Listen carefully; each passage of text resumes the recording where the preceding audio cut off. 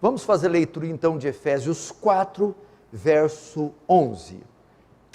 E ele mesmo, ele, Jesus, concedeu uns para apóstolos, outros para profetas, outros para evangelistas e outros para pastores e mestres.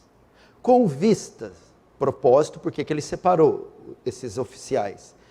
Com vistas ao aperfeiçoamento dos santos, para o desempenho do seu serviço, para a edificação do corpo de Cristo, até que todos cheguemos à unidade da fé e do pleno conhecimento do Filho de Deus, à perfeita varonilidade, à medida da estatura da plenitude de Cristo, para que não mais sejamos como meninos, agitados de um lado para o outro e levados ao redor por todo vento de doutrina, pela artimanha dos homens, pela astúcia com que induzem ao erro. Até aqui tá bom, vai ser o suficiente para eu falar o que eu quero. Deixa aberto aí, não feche, feche apenas os olhos, vamos orar.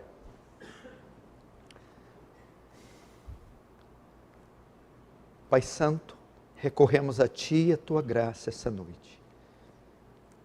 Cônscios da nossa pequenez, da nossa miserabilidade e da nossa urgente dependência de graça. Eu não sei se o Senhor quer derramá-la aqui hoje, porque o Senhor não tem nenhuma obrigação de fazer qualquer bem a nós. Eu só peço que o Senhor se apiede de nós. Se o Senhor procurar aqui dignidade para fazer alguma coisa, o Senhor não vai encontrar. Se o Senhor procurar justiça a fim de fazer o bem a nós, o Senhor também não vai encontrar. Tudo que o Senhor vai encontrar, Senhor, são pecadores, carentes da misericórdia divina. E pedimos, tem misericórdia para quem não merece misericórdia. Usa de graça, não por causa dos nossos méritos, mas apesar dos nossos deméritos. Faz teu reino avançar, Senhor. Receba a glória para si e nos conforma a imagem do seu Filho, em nome de Jesus. Amém.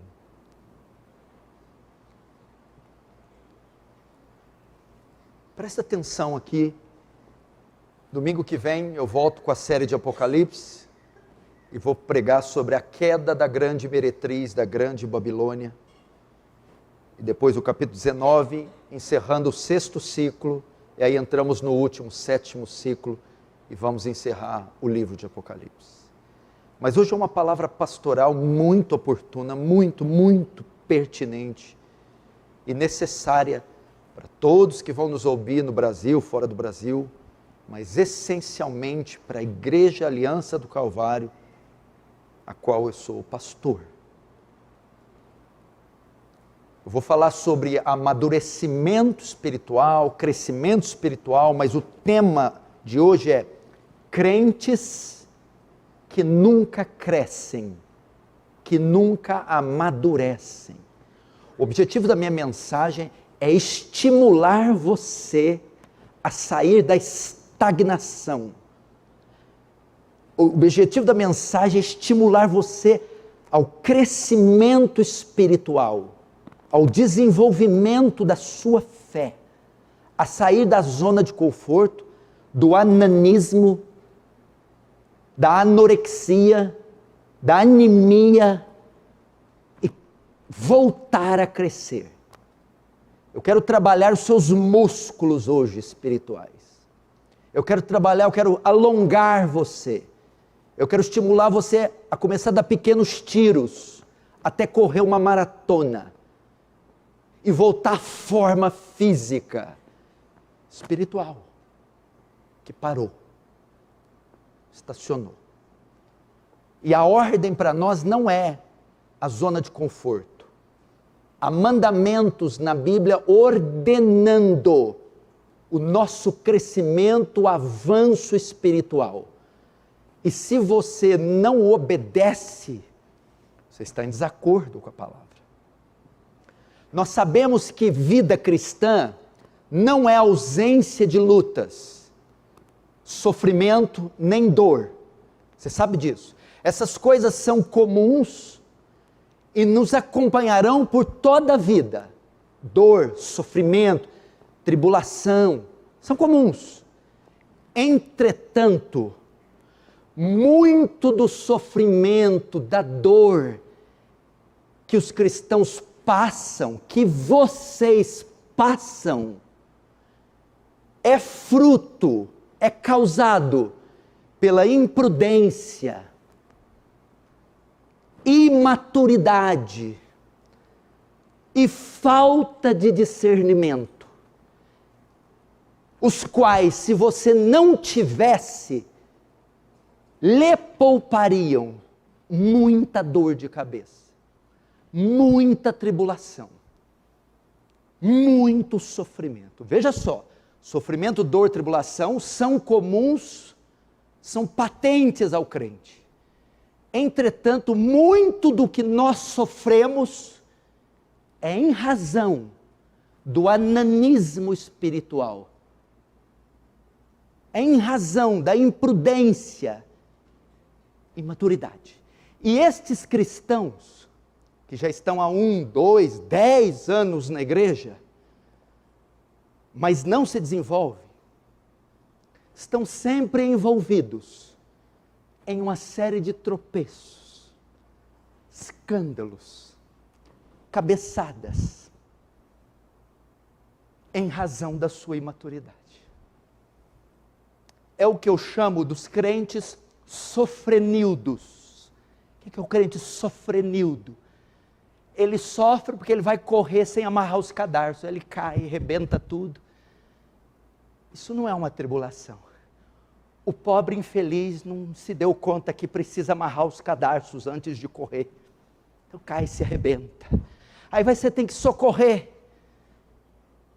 aquele crente arrebentado, cujo Satanás não precisou nem de agir, os próprios sapatos se ocuparam de derrubá-lo. E aí você, como oficial, tem que deixar de atender uma ocorrência grave, uma luta no casamento, uma coisa, para tratar dos sapatos desamarrados do crente imprudente. Sofrimento, legítimo, fraturou a perna, ralou a cabeça, infeccionou, está sofrendo. Mas não foi uma tribulação, foi um ataque de Satanás. Ele não amarrou os cadarços. Maturidade, prudência, falta de discernimento. E o resultado disso é dor de cabeça para eles e para a igreja, que sofre com crentes imprudentes e imaturos. E o autor de Hebreus estava tendo esse problema com a igreja dele. Alguns atribuem a autoria da carta de Hebreus a Paulo. Pode ser que Paulo usou todo o seu recurso do judaísmo para escrever essa carta. E ele vai escrever a eles porque ele estava passando por isso. No capítulo 5, Hebreus 5, não precisa abrir, olha para mim, verso 11. Olha só a repreensão que ele faz. Temos muito o que dizer a respeito desse assunto. Ele queria tratar umas coisas assim elevadas, ele queria conversa de gente grande com eles. Mas, porque vocês custam entender as coisas, é difícil explicá-las. Depois de tanto tempo, conversão, tanto tempo na igreja, vocês já deveriam ser mestres, mas ainda precisam de alguém que lhes ensine as primeiras lições de Deus. E em vez de alimento sólido, conversa de gente grande. Vocês ainda precisam de leite, mamar. E quem precisa de leite é criança, e não tem nenhuma experiência para saber o que é certo ou errado. Porém, a comida dos adultos é sólida, pois eles, pela prática, sabem a diferença entre o que é bom e o que é mal. Então ele está repreendendo eles. Gente, vocês já estão tanto tempo na fé, eu estou querendo tratar com vocês de projeto missionário, de oficialato, eu estou querendo tratar de evangelismo, ou de coisas assim elevadas no âmbito social, ou tratar assim doutrinas elevadas, ou até trabalhar áreas em vocês mais maduras, mas não tem jeito. vocês estão precisando de João 3,16, Salmo 23, ainda tem que dizer, não dorme sem ler a Bíblia não falta de culto tem que vir domingo, quarta, não pode falar assim com a mulher, pode vestir assim, não entendeu até hoje, não pode pôr esse tipo de roupa, entendeu até hoje, tem que pagar conta em dia, o nome tem que estar limpo, não pode passar nota fria, o comércio que se abre tem que estar de acordo com o Estado, dá a César o que é César, a Deus o que é de Deus. Ele ainda não entende. Você vai aconselhar depois de 5 anos. Lá, irmão, você está passando nota assim, depois de 5 anos de Aliança Calvário? Você não sabia que é pecado? Lá, irmã, eu vi uma foto sua no seu Instagram. Onde que ficou a roupa, santa? Tem que ensinar que não pode um crente tirar foto, expor daquela forma, depois de tantos anos na igreja. Aí vai eu ter que te chamar para aconselhar coisa que uma criança com um pouquinho mal de neurônio já sabe que não é correto. O autor está falando. Preste atenção. Deus nos salva dos nossos pecados. Processo que chamamos de conversão. Ok? Só que a conversão é o primeiro passo na fé. Mas a vida cristã não se limita à conversão. Ela não termina com a conversão. Se você notar, a Bíblia compara a conversão a um parto. Não foi isso que Jesus falou para Nicodemos? Quem não nascer de novo não pode herdar o reino dos céus. Então a conversão é considerada um nascimento. Agora, nenhum bebê nasce, nenhum bebê vem à luz e passados 5 anos, ele continua bebê. O que se espera dele após 5 anos é que ele se desenvolva, que ele cresça, passe a idade infantil para a juventude e a idade adulta. Semelhantemente, os cristãos, após se converterem, após nascerem de novo, se espera que eles amadureçam, se desenvolvam, ano após ano, leitura após leitura, congresso após congresso, jejum após jejum, luta após luta, que ele vá evoluindo, progredindo, se desenvolvendo. Deus tem um propósito para a sua igreja aqui na terra após a conversão. Nós convertemos e o alvo final da conversão é a glorificação, que é a nossa entrada nos céus, na eternidade. Mas, enquanto estivermos na terra, o propósito de Deus para nós após a conversão é o nosso amadurecimento, é o nosso crescimento espiritual. Veja isso em Romanos 8, 28, 29. Todas as coisas cooperam para o bem daqueles que amam a Deus. Vamos lá, calma aí. O que é todas as coisas?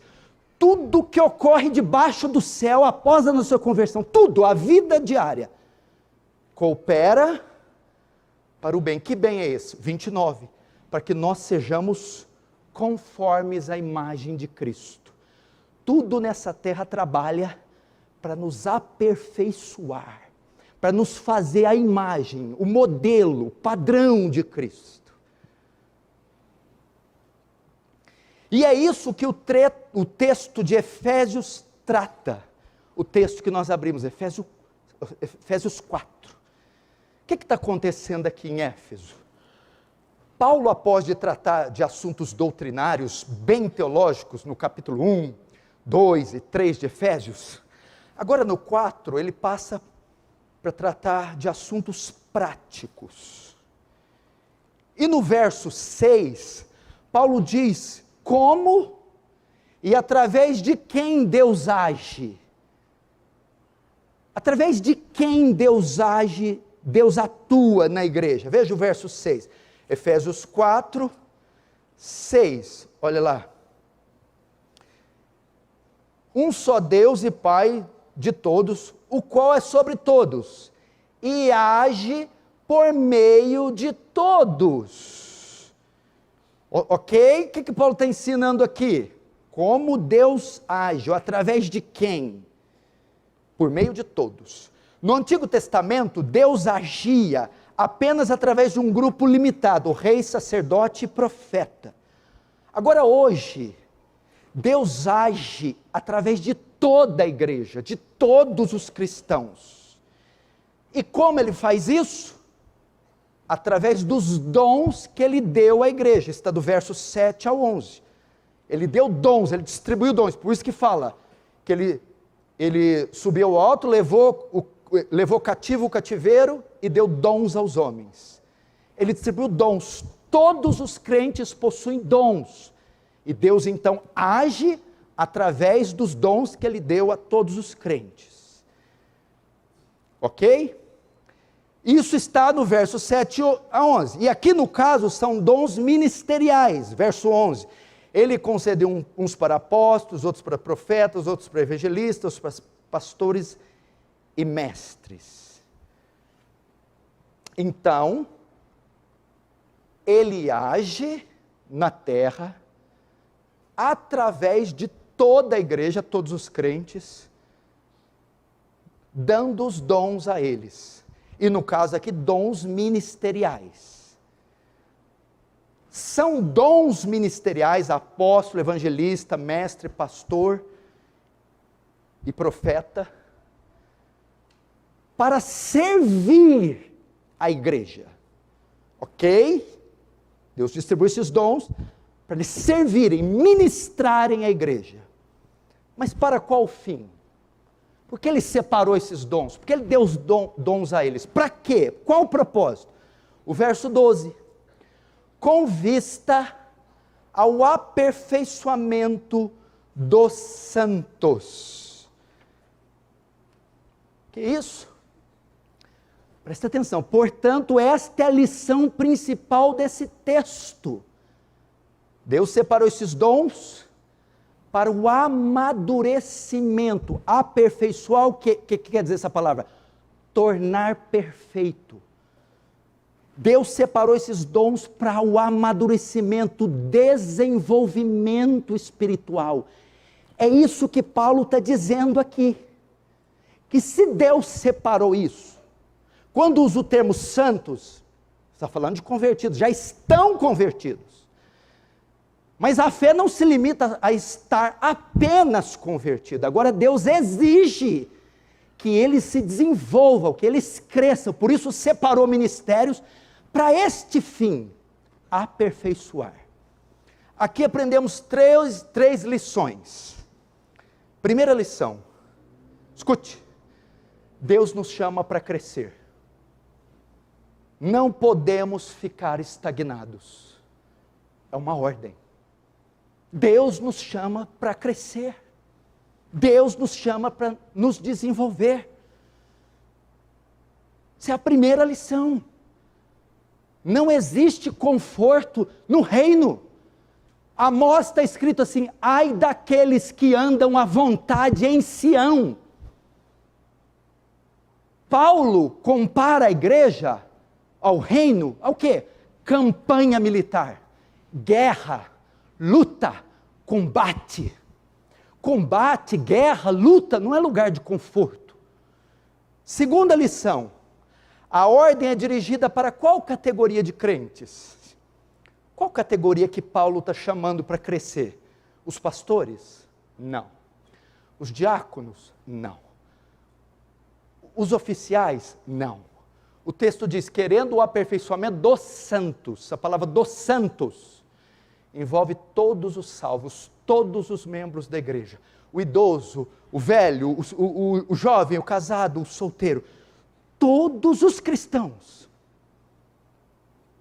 Em que áreas devemos amadurecer? Pelo menos em 3 áreas. Eu coloquei aqui. Quais são as áreas que Deus está chamando? Ei, tira o traseiro, vamos trabalhar. Pelo menos 3. Doutrinariamente, moralmente e espiritualmente. Deus quer que nós cresçamos doutrinariamente, moralmente, espiritualmente. Primeiro, doutrinariamente. Meu irmão, Você precisa conhecer a fé que você professa. Você precisa dominar o corpo de doutrinas da fé cristã. Pedro diz para cada um de nós sabermos responder a razão da nossa fé. O que é responder a razão da nossa fé? Se alguém perguntar para você, por que você crê no que você crê? Você sabe responder? Por que você crê no que você crê? Por que você crê em Deus e não em Buda? Por que Jesus é o caminho e não Maomé? Como alguém é salvo? Quem criou o céu e a terra? Você precisa dominar, crescer, amadurecer, se desenvolver. É impressionante a quantidade de crentes, 1, 2, 10 anos na igreja, e não sabe dizer o que é o Evangelho. O que é o Evangelho? Com base no que um homem se torna justo diante de Deus? Me fala sobre a doutrina da condenação eterna, a doutrina da reprovação. Precisa saber, os anjos, qual é a função dos anjos? Tem gente que está numa igreja reformada há 1, 2, 10 anos e ainda está amarrando o demônio, está declarando, está profetizando, está amarrado, eu determino, eu declaro. Isso é misticismo, isso é macumba branca. E é pior que a preta, porque a preta funciona. A branca não serve para nada, é uma porcaria. Mas vocês estão rindo, mas está usando óleo para ungir a casa ainda, não sabe. Então Deus está chamando para você se desenvolver, investir em leitura, em material bíblico, vir na escola dominical. Segundo, em que áreas devemos amadurecer? Moralmente. Como é que pode cair nos mesmos pecados todos os anos? O que é crescer moralmente? É crescer em santidade, em equilíbrio emocional, é crescer no caráter. Não é possível, depois de tantos anos, as mesmas deficiências, caindo nos mesmos pecados. É um chamado a você se desenvolver, a conter as inclinações do seu caráter. Medo, timidez, ira, sensualidade, avareza, gula, preguiça. Essas coisas têm que se desenvolver com o tempo. Porque o irmão é casquinha de ferida. Pode falar com ele de qualquer jeito. Eu entendia isso no primeiro ano, mas no quinto, até hoje com problema com pornografia. Até hoje não sabe falar com a mulher. Até hoje não tem competência para cuidar dos filhos. Moralmente, um homem justo, tem o trabalho limpo, os papéis limpos, a declaração do imposto de renda limpo, olhos limpos, pessoa limpa, cresceu moralmente. Terceiro, o chamado é para desenvolver espiritualmente também, a sua comunhão com Deus. Tem crente que só me procura para relatar problema, é o sofrenildo, só vê ele assim, ó. Entra e sai da igreja, todo culto com a cara assim, parece que ele só tem problema, ele não goza de outra coisa na vida. Não, querida, você precisa, problema não é tudo na vida, dívida não é tudo, tem uma parte da fé que é dedicada à comunhão com Deus, a ser cheio do Espírito Santo, a desejar o céu, a andar com Ele igual Enoque, crescer no discernimento espiritual, crescer na independência dos homens. Entrou na igreja no início, muito apegado, muito afeto, vai passando o tempo, corta o cordão umbilical, desapega das pessoas. O desenvolvimento espiritual me faz querer menos dos homens e mais de Deus. A minha dependência de Deus aumenta e diminui da dos homens. Mas o que a gente está vendo é 2, 3, 5 anos. Conhecimento doutrinário, bíblico, não mudou nada depois de anos. O crescimento moral continua a mesma coisa. Espiritual. Vocês precisam se desenvolver. Eu acompanhei nessa igreja, eu sou fundador da igreja, eu acompanhei dezenas de pessoas que se converteram, eu vi a conversão delas, e eu não só vi, porque elas permanecem até hoje aqui, e eu vi o desenvolvimento delas nessas áreas, eu vi ano a ano eles crescendo doutrinária, teologicamente, eu vi anos eles crescendo no seu domínio contra o pecado, na sua pureza, eu vi anos passando e eles se desenvolvendo espiritualmente, e são homens e mulheres sólidos, bíblicos, enquanto que eu vi também alguns que não saem do lugar.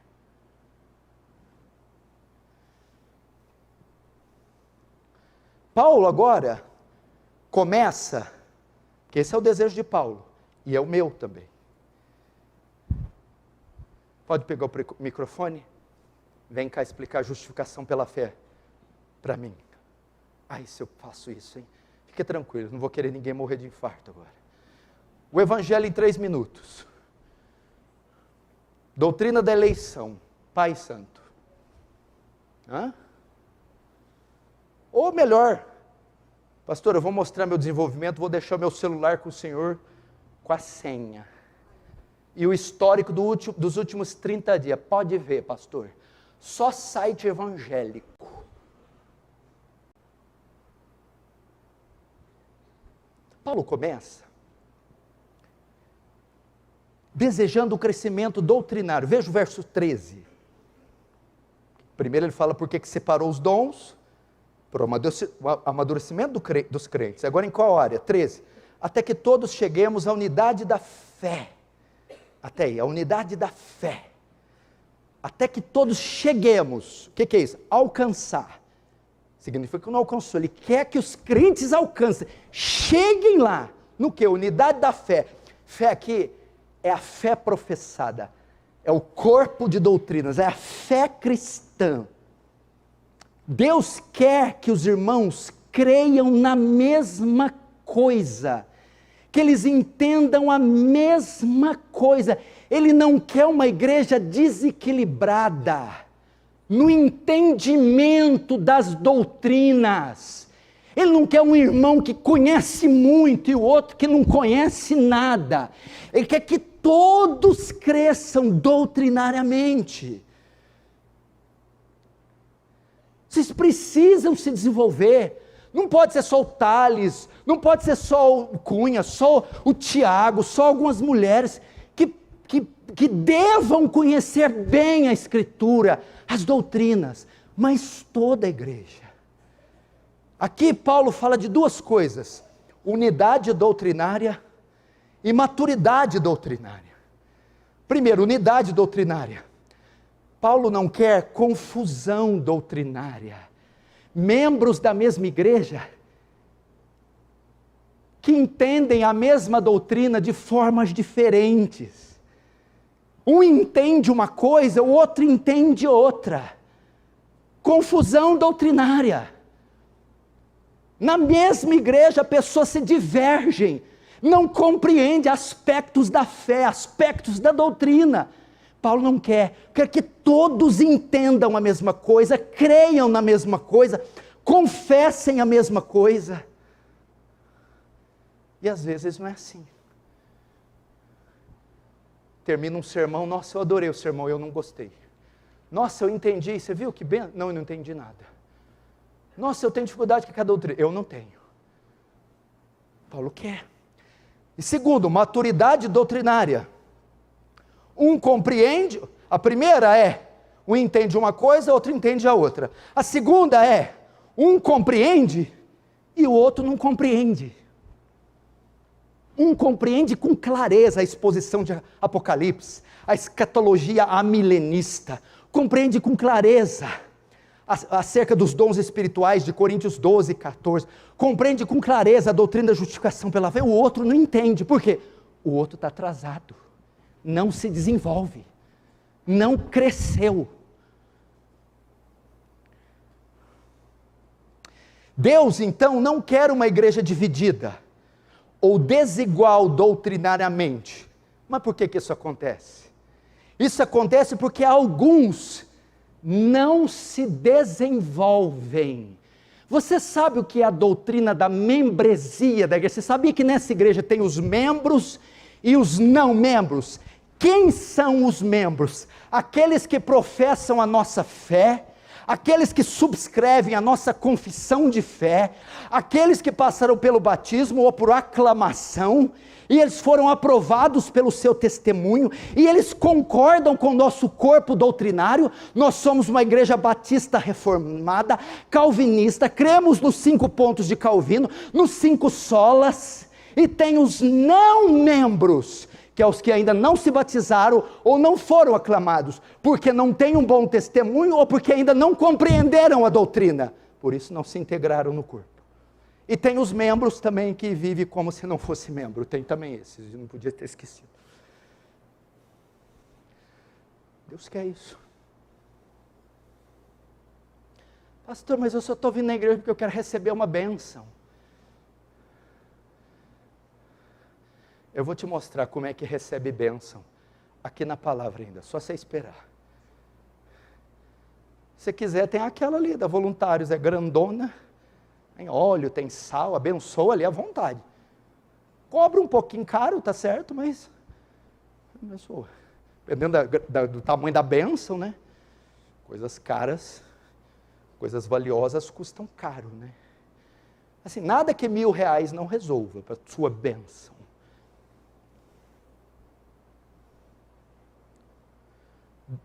Irmãos, Deus quer nessa igreja, do jovem ao idoso, do solteiro ao casado. O objetivo é que todos cresçam no conhecimento. Agora, Paulo explica que dentro desse corpo doutrinário, tem uma doutrina especial, que ele deseja que todos os crentes dominem.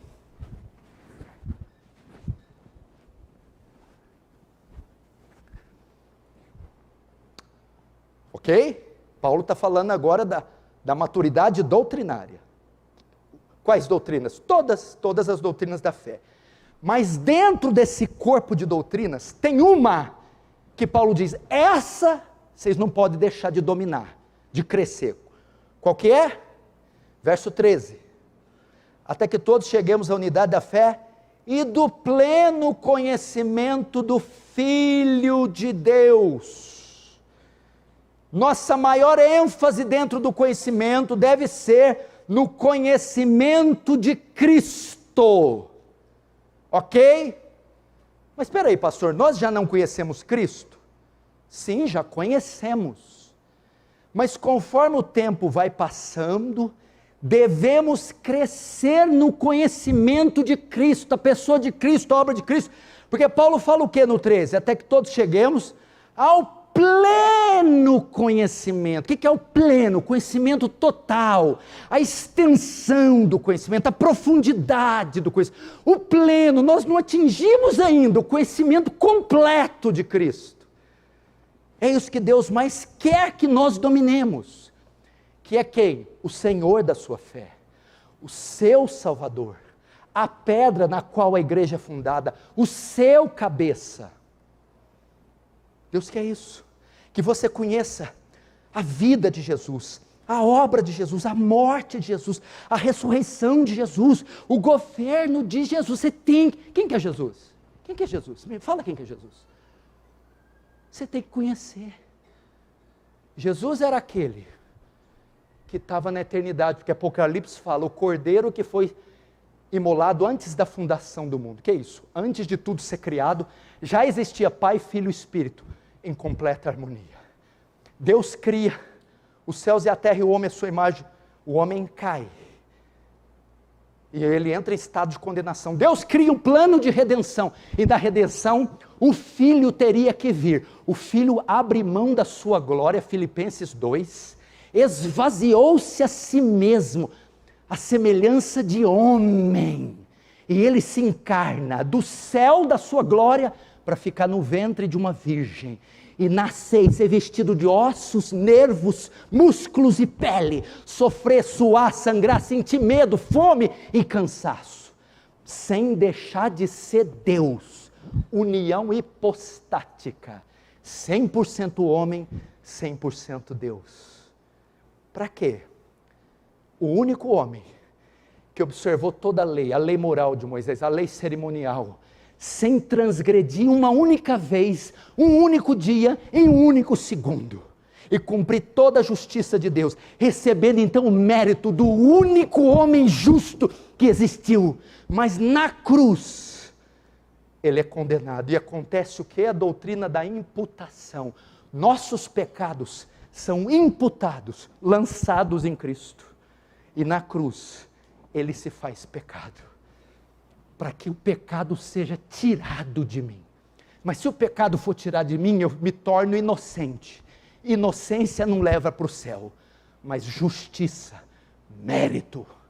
O único que tinha mérito estava na cruz. O que acontece? Doutrina da dupla imputação. Uma vez que o meu pecado é imputado sobre ele, a justiça e o mérito que ele recebeu por cumprir toda a lei, ele imputa na minha conta, lança sobre mim. Então eu sou vestido da justiça dele. Então ele diz, tetelestai, está consumado. O termo grego que era usado quando uma dívida era quitada, se carimbava, tetelestai. Quando Jesus fala tetelestai, nossa dívida com o Pai, recebeu o carimbo, pago. Conhecer isso, doutrina de Cristo. Mas não parei não. Se parar só aí, não tem evangelho. Mas como eu faço para saber que o sacrifício dele foi suficiente para salvar uma montanha de pecadores? E que Deus aceitou esse sacrifício? É que no terceiro dia, todo o inferno parou de cima daquela pedra para dizer, daí você não sai. Mas nem a morte, a vida, os anjos, os principados, os soldados romanos, Césares, nem o Sinédrio, nem Anás e Caifás segurou aquela pedra, rolou, e ele ergueu-se de lá, mostrando que o Pai recebeu o sacrifício, que ele foi suficiente. Passados 40 dias aqui, ele dá uma ordem, junta seus discípulos na Galileia, cerca de 500, e os comissiona, e de pregar o evangelho para toda criatura da terra, a chamada grande comissão. Após dar essa ordem, sobe com os anjos aos céus, entre as nuvens, e diz, porque assustastes, varões galileus, do mesmo modo que viste ele subir, voltará outra vez. Paulo está dizendo, todo crente da aliança do Calvário tem que conhecer, dominar, o que o pastor Paulo acabou de dizer, conhecer sobre Cristo, sobre Cristo. Sabe o que o comentário da Bíblia, English Standard Version, sobre este texto diz assim, tanto conhecendo a Cristo de forma pessoal, como conhecendo tudo o que ele fez e ensinou, leva os cristãos ao estado de pessoa madura. O que tem a ver conhecer Cristo com pessoa madura? Cláudio, que a pessoa que domina o conhecimento de Cristo, ela não se mete em rascada, ela não é imprudente, ela não é tola. Ela aprende a ter feeling, discernimento, ela aprende a ter fibra, ela aprende a ter fidelidade, porque ao olhar para Cristo e conhecer, e ver a sua fidelidade, abnegação, renúncia, amor, bondade, aquilo acrescenta para ela, e ela amadurece.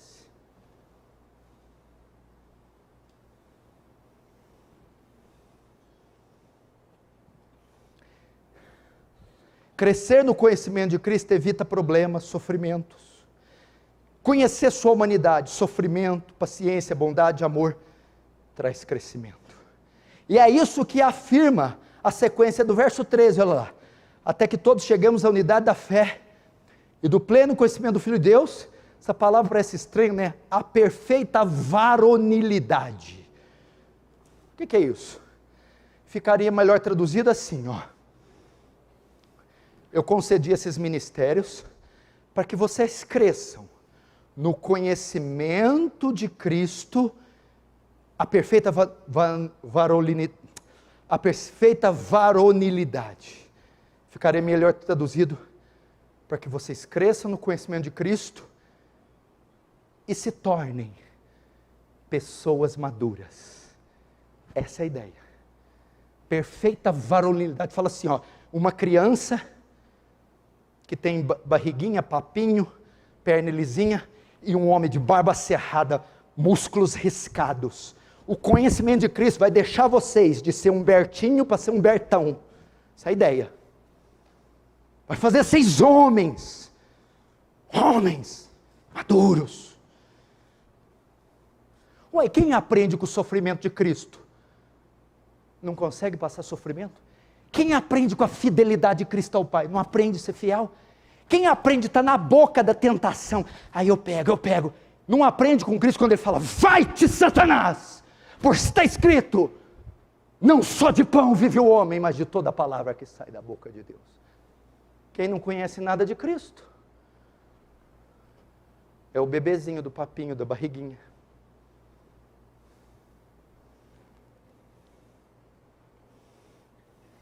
O conhecimento doutrinário sobre tudo da pessoa de Cristo leva o crente à perfeita varonilidade, ou seja, o estado de pessoa madura. Quer ver eu dar um exemplo claro aqui? Como é que eu esqueço a minha toalha hoje? Isso aqui faz 3 meses que está aqui, gente. Acho que a dengue que estava aqui quando eu estava, está aqui e vai voltar para mim agora. Isso aqui é tudo o Thiago, ele deixa isso aqui, ó. A água está desde a conferência aqui, ó.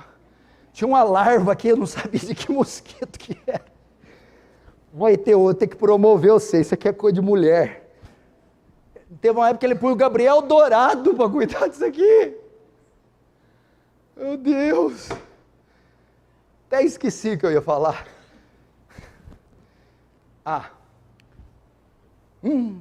Esse é pão quentinho. Primeiro século da igreja, Galiano, eu chamo você de Galileu. Galiano. Coliseu. Quem que morria mastigado no Coliseu? Os cristãos. Vamos lá. Quem que incendiava os postes de Nero, que eram queimados vivos? Os cristãos. Quem eram os primeiros martirizados? Primeiro Estevão, Tiago, aí foi indo. Pedro de cabeça para baixo.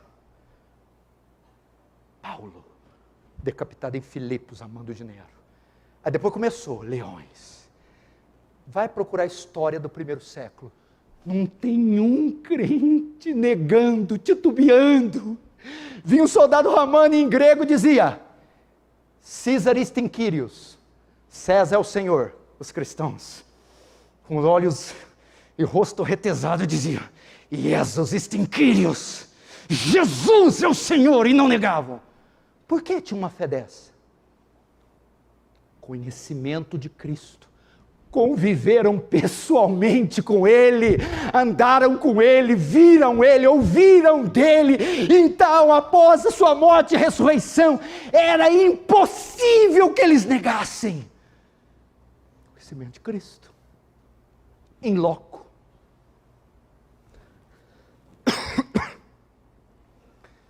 Doutrinário, claro, porque veja só, por exemplo, quando eu fiz o primeiro acampamento aqui sobre os atributos de Deus, foi a primeira vez que eu estudei os atributos de Deus para valer. Eu estava estudando média de 12 horas por dia. Você vê como conhecimento doutrinário, não estava falando, Senhor, cura o meu cara, Senhor, me dá um dinheiro, Senhor, pelo amor de Deus. Não, doutrinário. Estou estudando onipotência, onisciência. O dia que eu estava naquela sala, e fiquei 12 horas estudando, God Holiness, a santidade de Deus. Teve uma hora que eu parei a caneta, peguei a caneta, saí de lá e fui andar. Meu coração começou a bater, minhas pernas bambear. Eu falei, Deus vai me matar, eu vou morrer. Eu não sabia que Deus era tão santo. Naquele mesmo dia, eu preguei.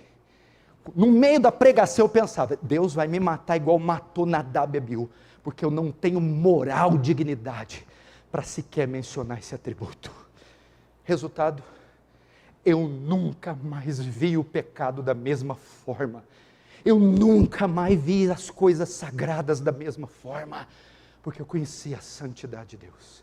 Eu nunca entrei num banheiro para sentar no vaso com a Bíblia. Eu nunca abri a Bíblia com a televisão ligada. Eu nunca li Bíblia comendo alguma coisa. Eu nunca fiz isso por causa dele é santo.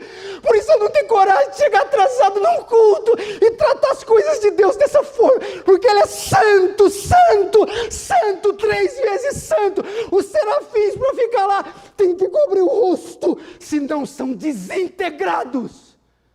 Desintegrados. Agora eu sei porque a sua vida é frouxa, porque o Deus que você conhece não é esse, é um gordo que veste de vermelho, que tem que ficar despachando bênção para você. Mas quando você conhecer este Deus, triplamente santo, opa, é isso que Paulo está falando.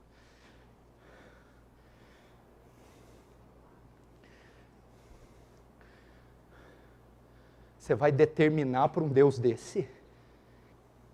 Esses falsos profetas, pôr Deus na parede, declarar.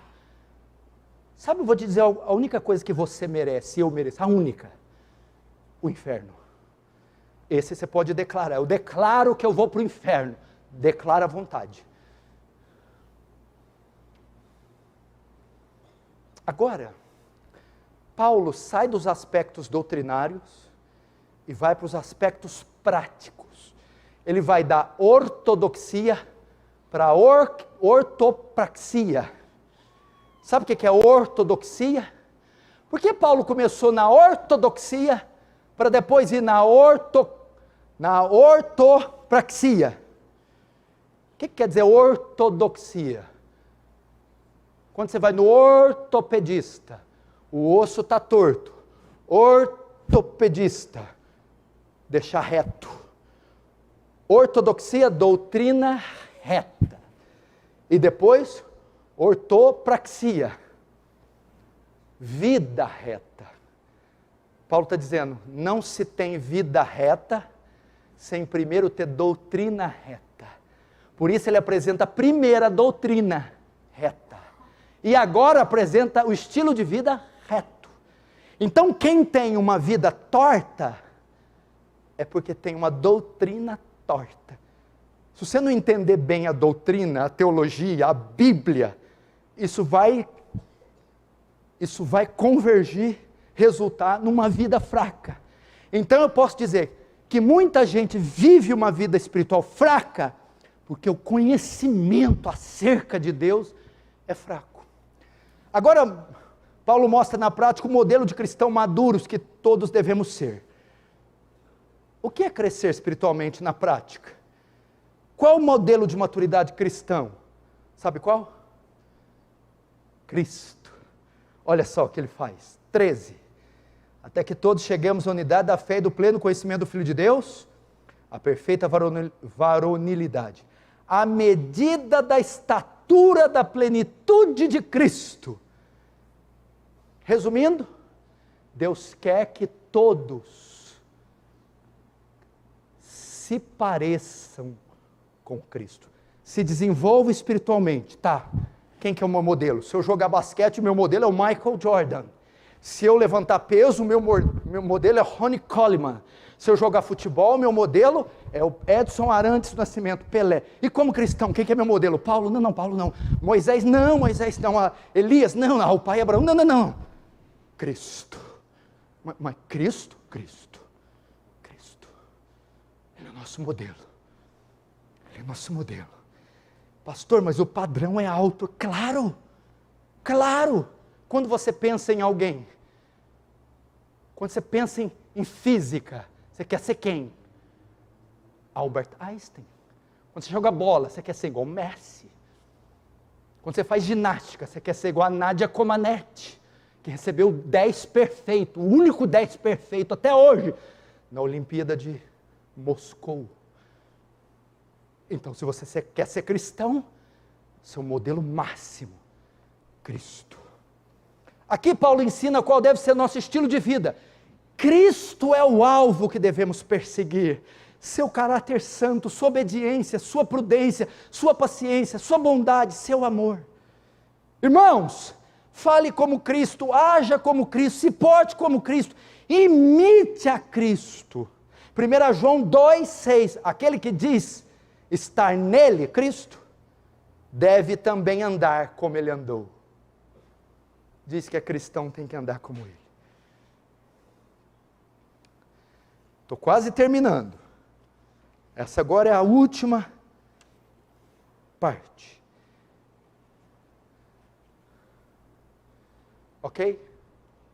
É isso que Deus deseja para nós. Maturidade e crescimento.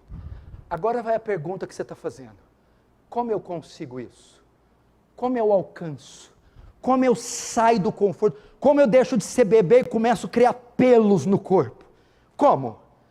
Através do discipulado.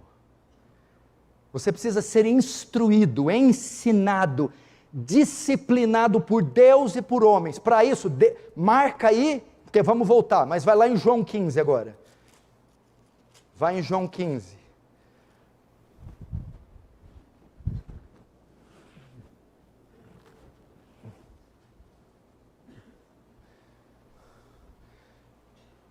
É o discipulado. Vamos lá, João 15.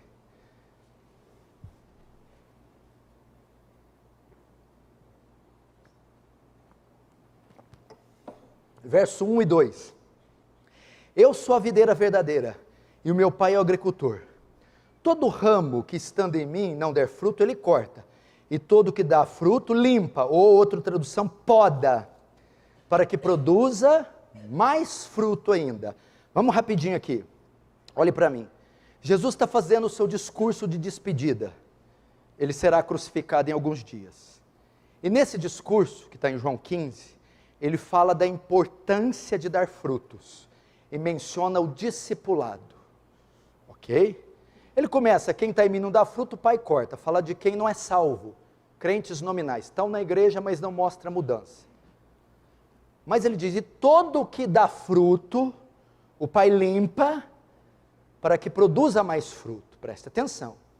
O ramo que dá fruto, se o ramo está na videira e dá fruto, é o crente verdadeiro. Que fruto é esse? A mudança inicial após a conversão.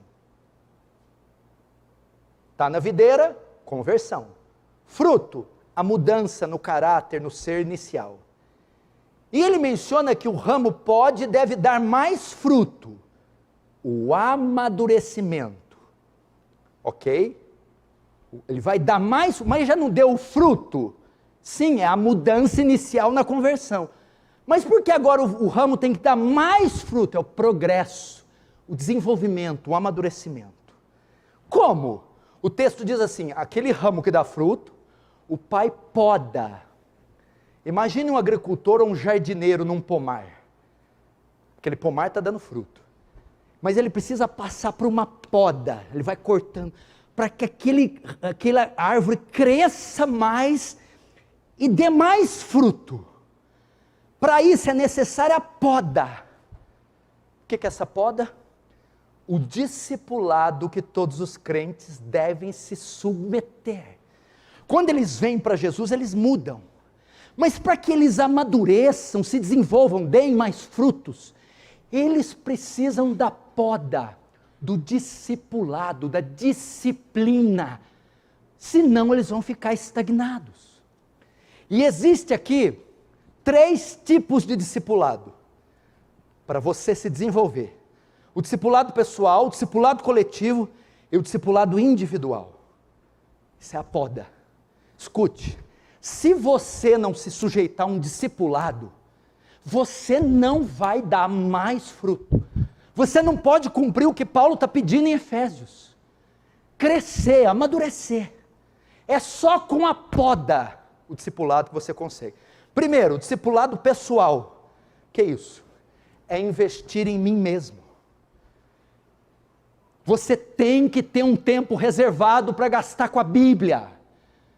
Você não vai dar fruto se você não investir em si mesmo um período do dia para gastar com a Bíblia. um período do dia para gastar em oração, comprar livros, mortificar a sua carne. Você precisa investir no seu próprio crescimento.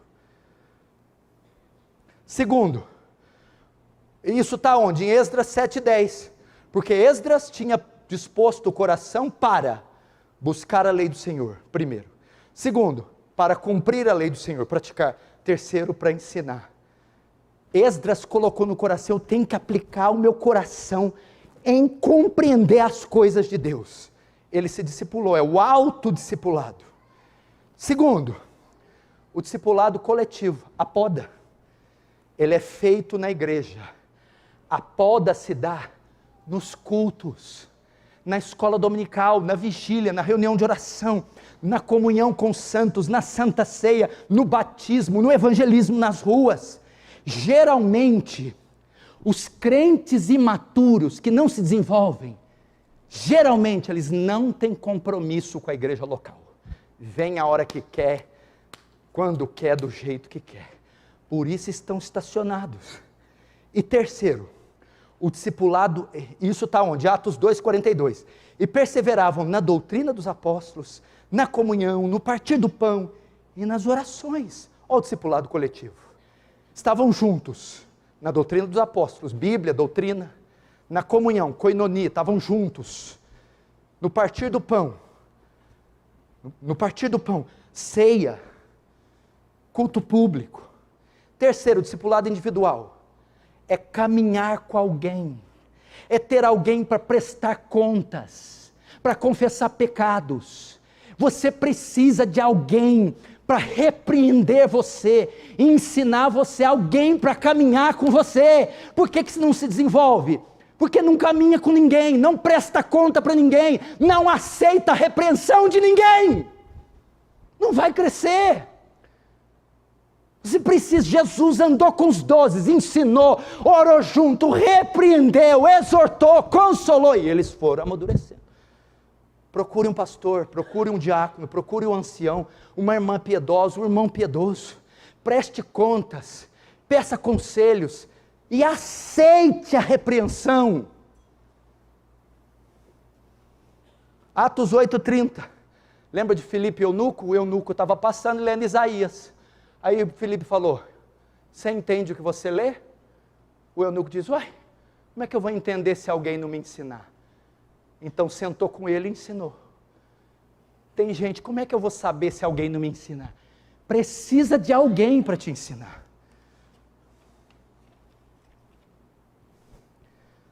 Terminando. E qual a razão para esse crescimento? Porque Deus exige isso de nós. Volta lá para Efésios e eu vou encerrar. Efésios 4.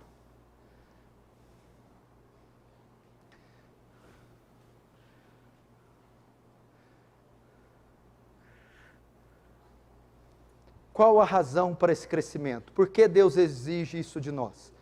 São duas razões que o texto aponta. Uma negativa, outra positiva. Primeira razão é que o crescimento protege a igreja. Segunda razão é que o crescimento ajuda e coopera com a igreja. Por isso que ele pede para a gente crescer. Primeira razão, protege a igreja. Efésios 4:14. Para que não mais sejamos como meninos, agitados de um lado para o outro e levados ao redor de todo vento de doutrina. Sabe por que Deus quer que a gente cresça? Para nós não dar trabalho. O que é um menino? Já falou dor de cabeça que o menino dá? O menino é inconstante, inconsequente, imaturo. Ele dá uma dor de cabeça. Paulo está dizendo, primeiro, para vocês não darem trabalho para a igreja. Para vocês protegerem a igreja. Para não serem meninos. Qual que é a marca de um menino? Uma hora quer uma coisa, outra hora quer outra coisa. Uma hora quer ir na igreja, outra hora não quer ir na igreja. Uma hora quer ler a Bíblia, outra hora não quer ler a Bíblia. Uma hora está animado, outra hora não é animado. Isso é imaturo. Crente que não se desenvolve. Um dia está animado, outro dia está desanimado. Um dia vem na igreja, falta 10 da igreja. Oscilantes. É assim E Paulo está descrevendo que tem crentes assim. Por que eles são assim? Porque eles não se desenvolveram, eles não têm compromisso com a igreja, eles são regidos pela emoção, e a emoção ela é assim, uma hora está boa, uma hora está bem, e ela que domina eles. Outra marca do menino, escute, você já viu o menino? Ele acredita em tudo. Conta o negócio, o menino pensa que é verdade. Pai, tem um moço ali falando que se eu der 10 reais para ele, ele vai me dar um Nike. Você é bobo, moleque. Você vai comprar droga. O crente imaturo acredita em tudo. Eu gosto do pastor Paulo, mas gosto de ver o homem do chapéu também, é uma benção. Menino, acredita em tudo. Tudo é de Deus, tudo é profecia de Deus, tudo é milagre de Deus. Esse dá trabalho para a igreja. Então Paulo está protegendo a igreja desses crentes, cabeçudos, incoerentes, meninos. Segundo, para que Paulo pede isso? Porque eles ajudam o reino. Verso 12. Com vistas ao aperfeiçoamento dos santos, para o desempenho do serviço. Que é isso? Por que Paulo deseja o crescimento? Para nós trabalharmos para Deus, para ajudar na expansão do reino de Deus. Uma pessoa despreparada e imatura não pode servir com qualidade no reino, pelo contrário, ela atrapalhará e causará mais males do que bens.